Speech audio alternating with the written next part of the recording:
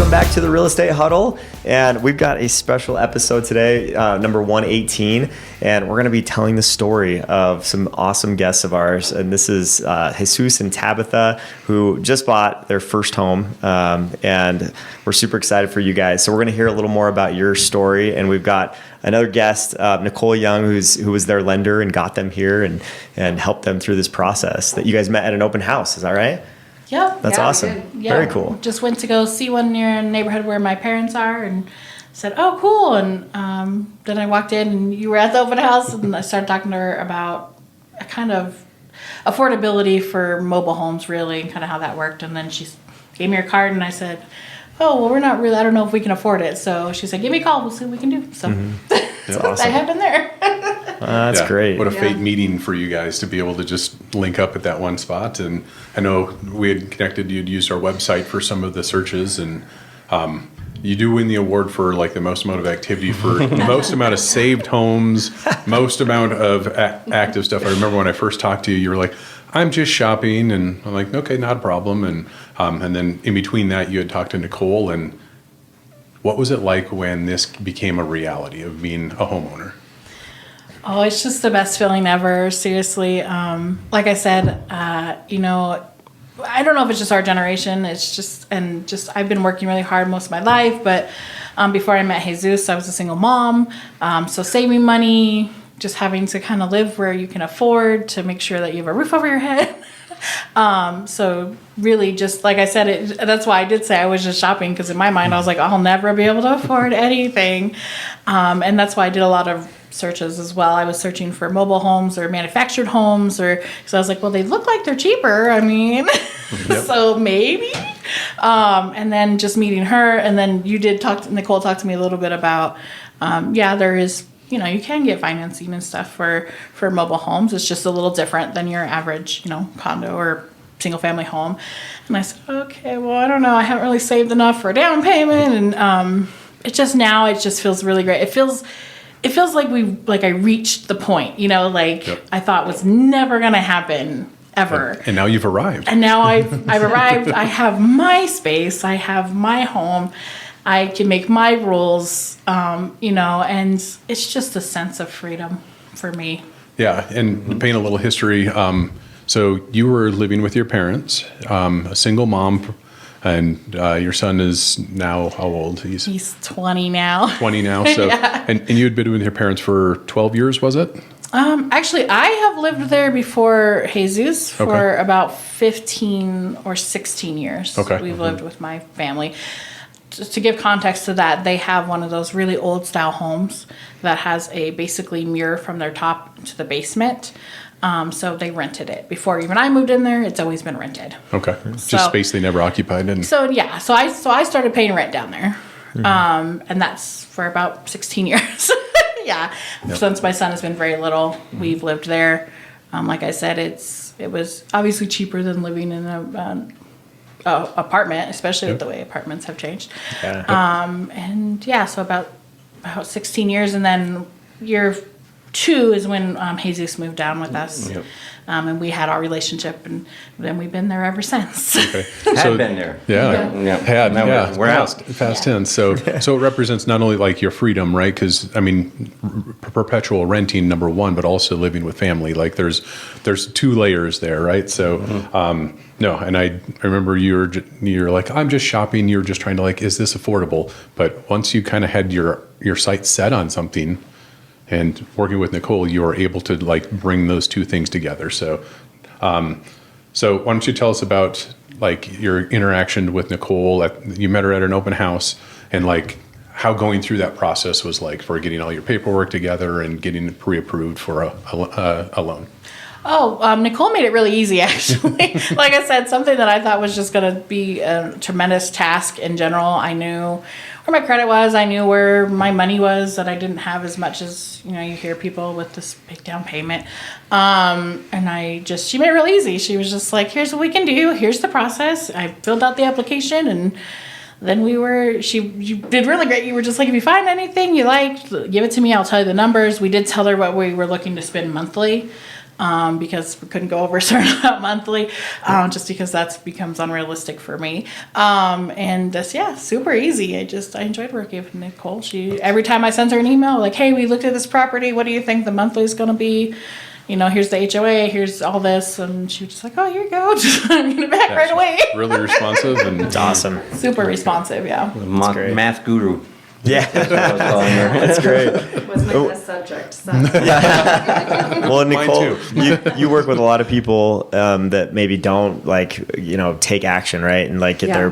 their approval or application in and stuff like that. What do these guys do different to be able to get to the finish line, that other buyers don't do? Well, and I think it was just even the initial meet that we had. She was like, I want to buy a house one of these days. Like, I don't think I can do anything now.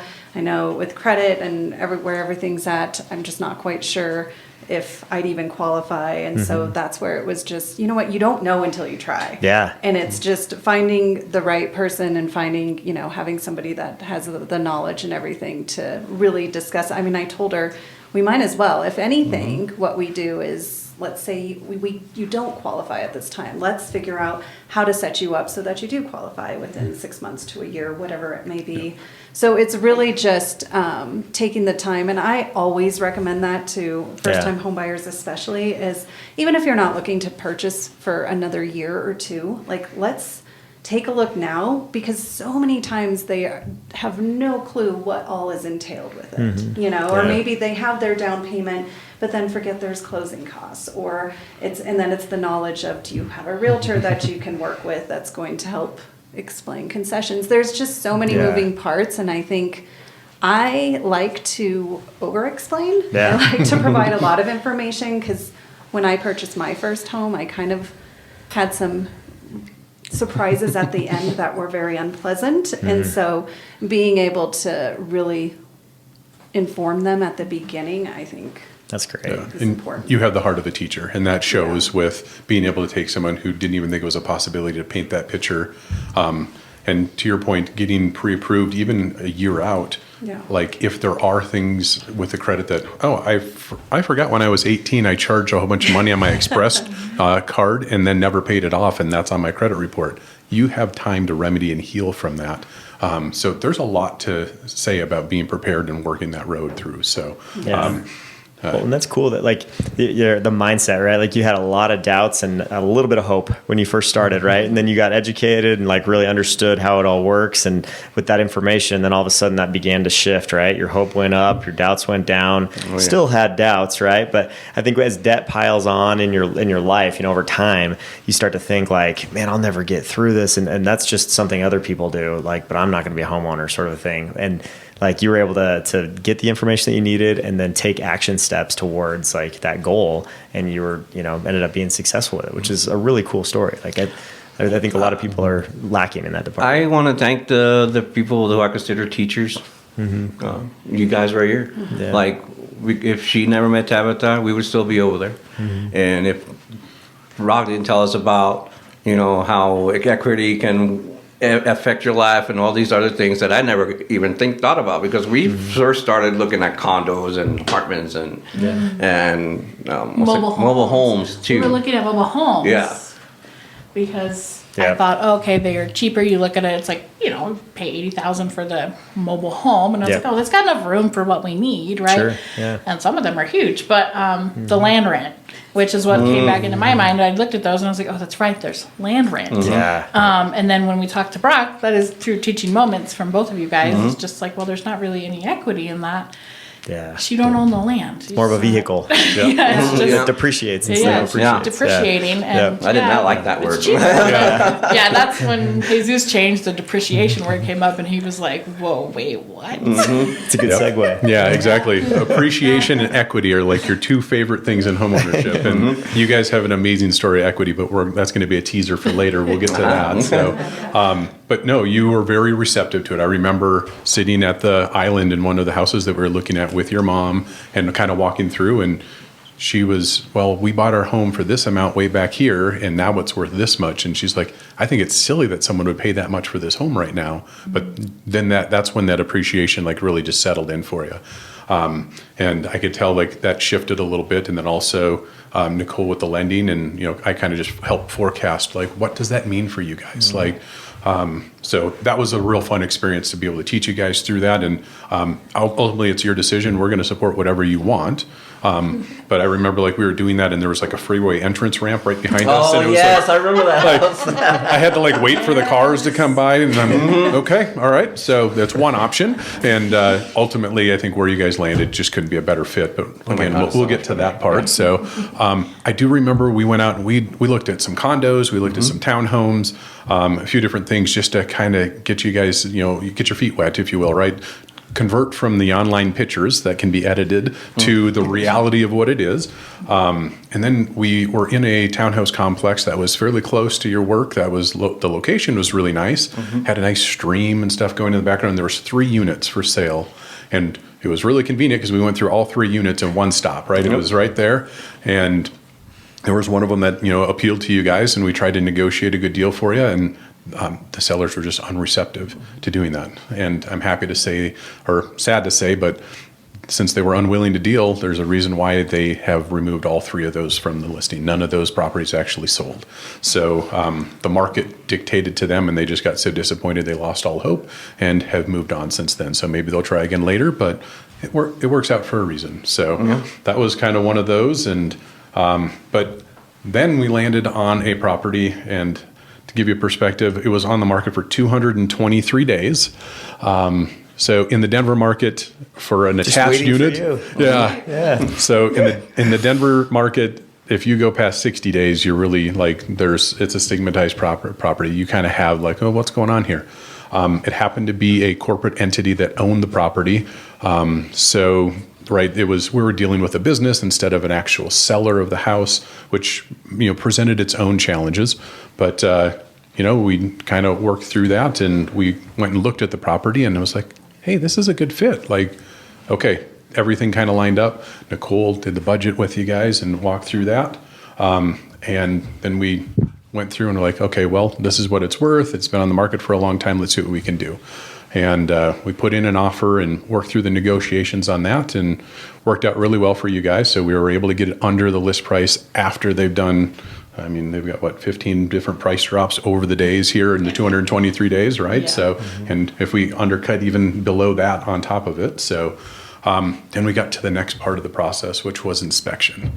And obviously for people who haven't owned a home before, that can be kind of daunting. So what was it like getting the inspection report that was 88 pages long? So, in a little bit of background here, this property that we bought at this point, and that we did buy, it was something I loved. So I fought hard for it, regardless of any of the issues that it seemed to have. For me, the process wasn't that bad. For most of the stuff, I kind of, after Brock again acknowledged and telling us, you're going to get a lot of pages of problems. Even newly built homes have problems. Don't take it too much at a time. Yeah. And I was like, okay, so the little stuff, I kind of gave up on that. And I was like, it's fine, I get it. Something we can work on.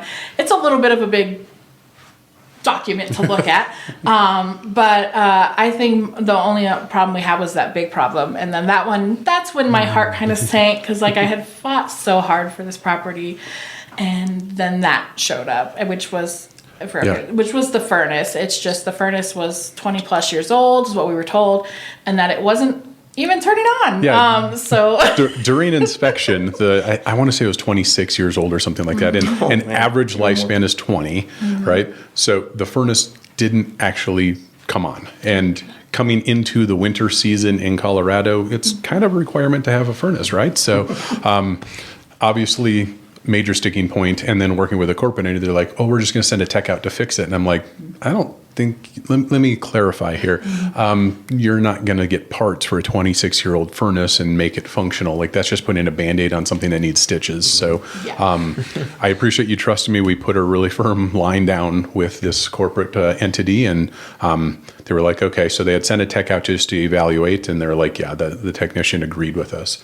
And I was like, okay. we're going to get a new furnace. Replace it, yes. And I'm like, okay, that's a wonderful win for you guys, right? So you can move in and like there's 20 years where you don't have to worry about it. So It's awesome. That made was me awesome. super happy. Just the moment we got it made my heart sink a little. Because then, like I said, then after that we did fight for it. This guy over here did say, okay, well the furnace doesn't work. If they don't want to replace it, we're done. So Jesus was like, I'm done. And I was like, but I love this place. Like, there's got to be a way. And he's just like, and I said, we're going to get him to replace the furnace. It's going to be fine. But my heart sank a little bit because, we've been looking and I just fell in love with this place. So, but when they came back after Brock had talked to him and was like, we'll replace it. And I was like, great. Oh my God, I'm so excited. Like, now we're back on the process and we're like, we're back on. Let's do this. Replace it and we'll go. That's awesome. Did you listen? So, if I remember right, didn't they do something with the water heater too? Because they didn't fit to the new furnace or something, so they had to readjust something to it too. So we thought that was something else they did there. yeah, I think there was a So- temperature setting for the electric Yeah. one that we had to mess with as well. But They did a lot of fixing stuff down there for Which us. is great for us. Yeah. The main point I was making was that. So it was listed with a garage, right? And Well, it was listed with a garage, I believe, right? We saw it on there. Then I believe Brock started talking to them about getting keys for it.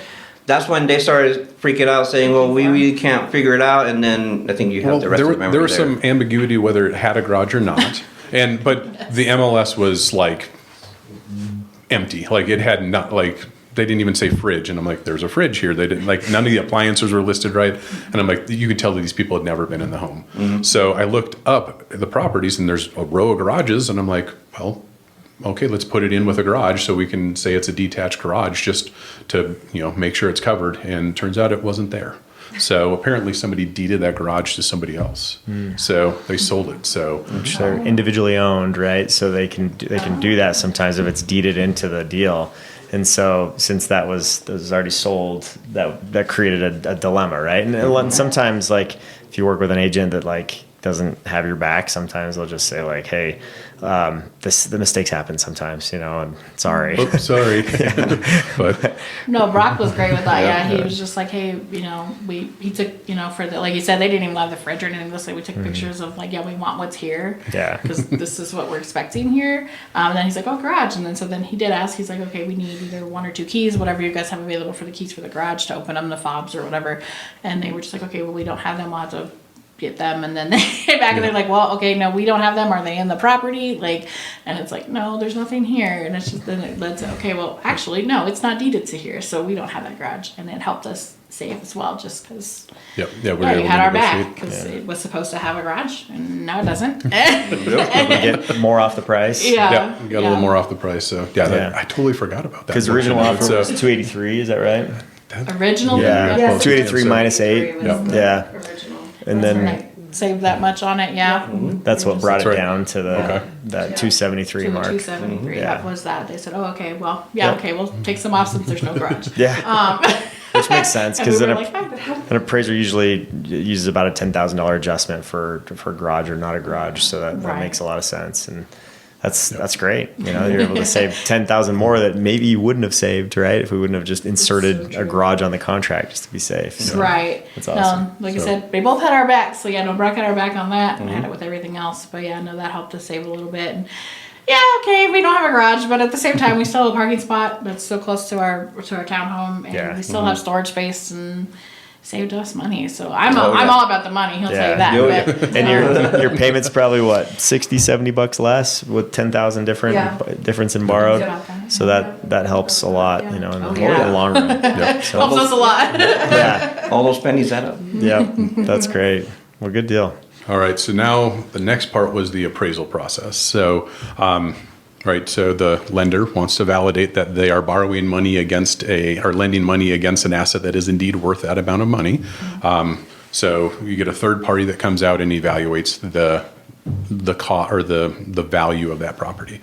Now, this is where I love to share this story for everything. So, kind of back up. So we put an offer down at $273 for a condo or a townhome here with $8,000 in concessions. So that was a net $265,000 offer. So So went through that, got that agreed upon, got the inspection stuff taken care of, and then we have an appraisal that came back at $314,000. So you took your down payment. That's not bad.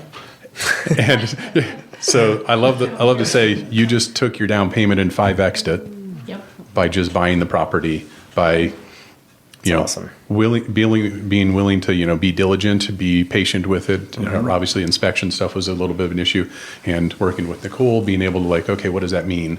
So to take your down payment and 5x it and have that kind of equity built up in a property just from the purchase. Yeah. So that Instant equity. yeah, Yep. we got our that word now.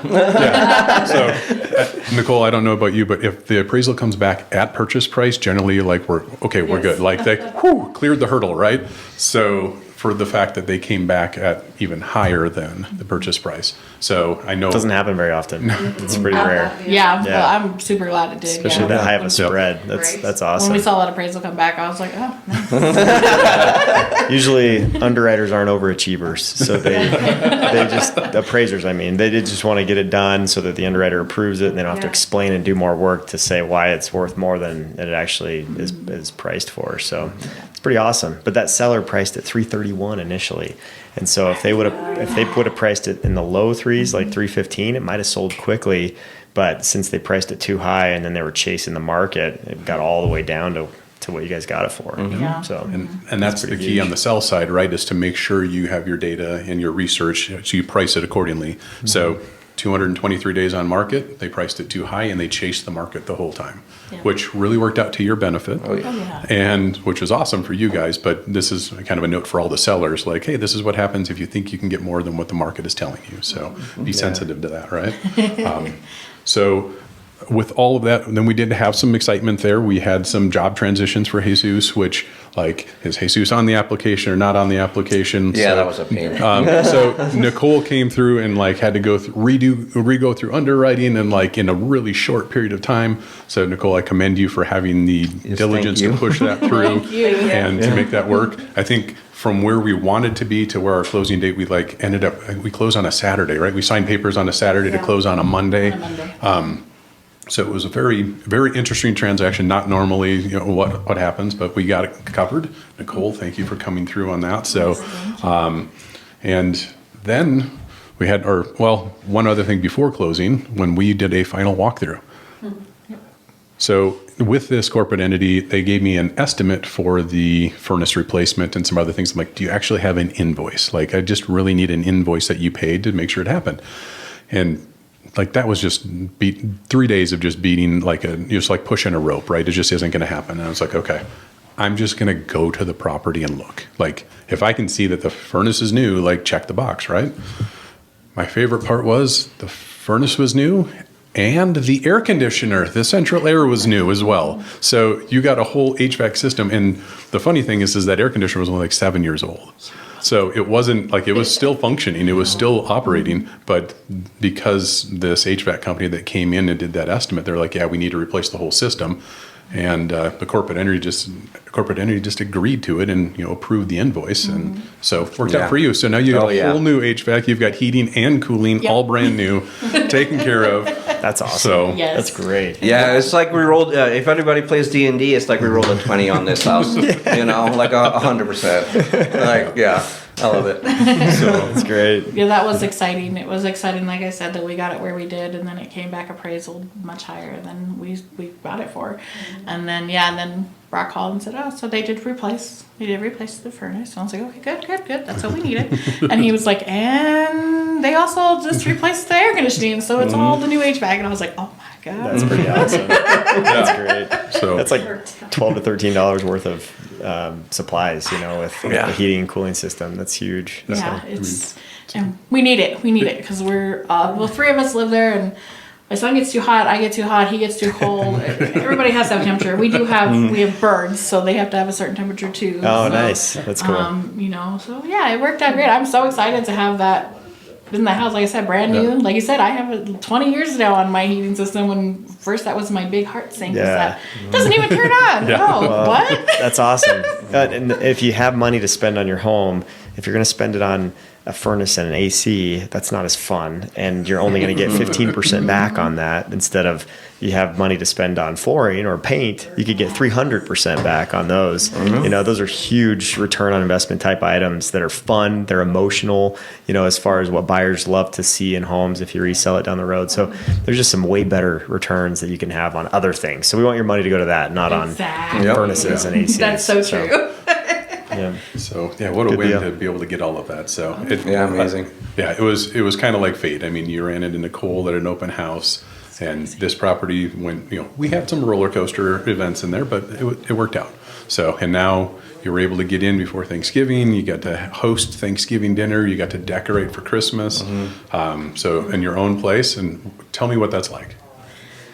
I know for me it's a big thing. My parents have always done the holidays, and we lived with them for so long. But just to be able to be like, hey, come to my house, we'll have. I was telling Nicole this too, just before we got in here, is that since I've never hosted it, I got a little bit of stress around it. But because I promised so much, because I was so excited. Yeah. So I have never cooked a turkey. We cooked turkey for Thanksgiving. Nice. Cooked a whole turkey. It turned out great. That's just cool. so everybody knows. Yeah. Then I was like, we'll do ham for Christmas. And my parents came over. We did not do ham because my mom wanted to do charcuterie. She brought way too much. We were too full. But then I was like, That's great. we'll do New Year's. Come over for New Year's. That way we bought the ham. We'll do the honey glazed ham. It'll be fine. So that's then awesome. I had a little bit of nerves on that one too. I was just sitting there like, why did I promise so much trying to glaze this ham? But that turned out good. We had them over for New Year's. That's so cool. It's just a different feeling when you can invite people to your house. Because of course we could have had people down in our apartment that we rent from my parents, right? That we rented, but it's just not the same. It's my parents' house. Yeah. We just Totally. rent down here. But just being like, yeah, come to our house. Or even now when my mom calls and she's like, well, we want to get together and play card games and stuff. I'm like, yeah, cool. Come on over to our house.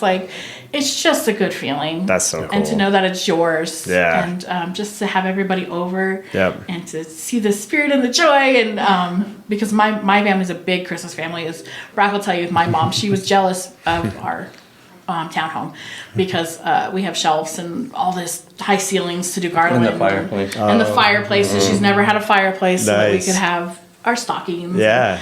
So she came over and she was just like, okay. She's like, this is the perfect Christmas setup. But I don't have this.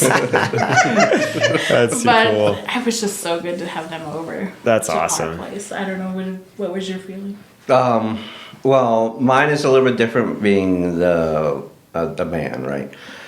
When I was living over with them, I'm in another man's castle. I have to follow his rules and so on and so forth. Nobody's telling me a damn thing except for my queen. And that alone, and it's just, I can't compare that freedom to anything else. Maybe when you're flying around, if you ever get that feeling, Well, you Yeah. actually got in the Christmas spirit though, which he's not a Christmas person, and we were talking about this because all of our neighbors had wreaths on their doors. We don't have a wreath because again, I've never had a door to put it on. So I was like, it's fine. So he came in and goes, "We need a wreath. We need a wreath." And I was like, "What for?" And he's like, "All our neighbors have wreaths." And I was like, "Okay." I never felt that before. I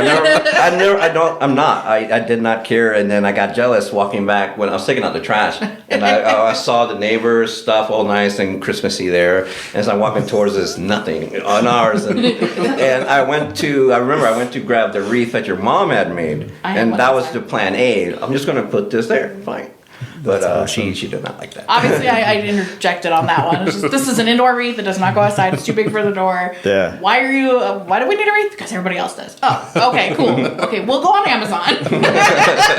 There you go. Great. I love it. I love how you're like, I'm going to get in my house. I'm going to set the rules. I got my own rules. And Jesus is good with the rules. Yep. You like Yep. the new rules. Yep. It's good. That's awesome. That's so cool to hear you're already creating all these memories. And the fall is such an emotional time to buy a house too, because you got all the holidays and stuff, which is so awesome. And hosting for the first time, having your family over and having it be your place, that's really special. It's awesome to hear that. And we've moved our family twice during the fall too, so I can relate. In November twice. So it's such a cool time to move, I think, and have a new home. I guess a lot of people don't do it in the winter and stuff in the fall. They like to do it in the summer. I didn't have any problems. I guess I thought, oh, maybe it's just because it's winter and it's cold. I don't know. Like I said, that's the only issue I had with the furnace not working. I was like, it's cold. It's Colorado. It's cold. We need a furnace. But I actually enjoyed moving in the winter. Just like I said, now I also will learn what my Excel bills will look like in the winter. True. So, I was like, it was fine. I said, we had movers and stuff.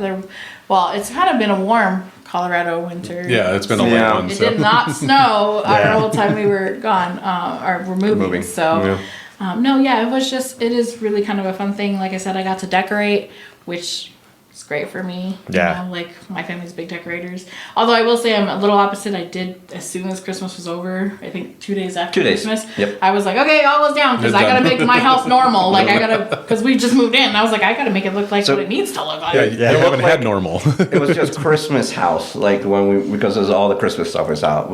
Now we actually get to see it how it would. Yeah, I suppose you had the Christmas veil up for so long that you never got to notice it otherwise. Exactly. So that's cool. Yeah, and so now we have all that down, and we just we put a stuff where it's going to be until next Christmas, and then it just normalized the house for me. But it was just a wonderful feeling. That's to awesome. Be with my family That's in really my cool. house.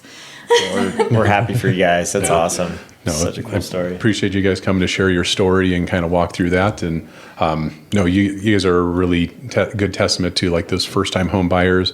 I work a lot with first time home buyers just because I really love teaching that, because I made a big mistake when I bought a home the first time around. I listened to broke people and lost a lot of money. So I try and teach that, and also just the systems of the home. Like, what does this mean? And hey, is this really important? You had a large inspection report. Let's walk through those details. What does this mean? And carpet and paint and flooring, we'll leave it to people who aren't colorblind to go through that portion of it. So that's where we keep landing around. So. But no, it's really fun to see you guys, and then just the pride that you guys have for it. So, and now that you got a wreath, you're good. So you good for next year. So I really appreciate that, and I appreciate you trusting me with that process and be able to walk you through that. And Nicole, again, thank you for being able to participate and help with them. I'm glad you met them at an open house, and Yeah, we are. Yeah, just great make sure job. if anyone wants to work with Nicole, please look down below. We'll have her contact information down here, so you can reach out to Nicole Young at Keystone Mortgage Solutions, and we can have another podcast later. So, but She's amazing. You want to work with her? there you go. So, That's awesome. Well, thanks for joining us, and hopefully like everyone listening has enjoyed hearing this awesome story. And if you're in this boat, right, where you've been feeling like this is never going to happen for me, like I'm never going to be a homeowner because of whether it be debt or whether it be like just moving around so much or just not believing that it's possible. There's education that can happen for you to get there, and you can talk to us, talk to Nicole. We'll help you through the process and make sure that you know how it's possible, like how you could do it. If you can't do it now, then how you could do it in 12 months, like Nicole said. I love that. So thanks for listening, and we'll catch you on the next episode.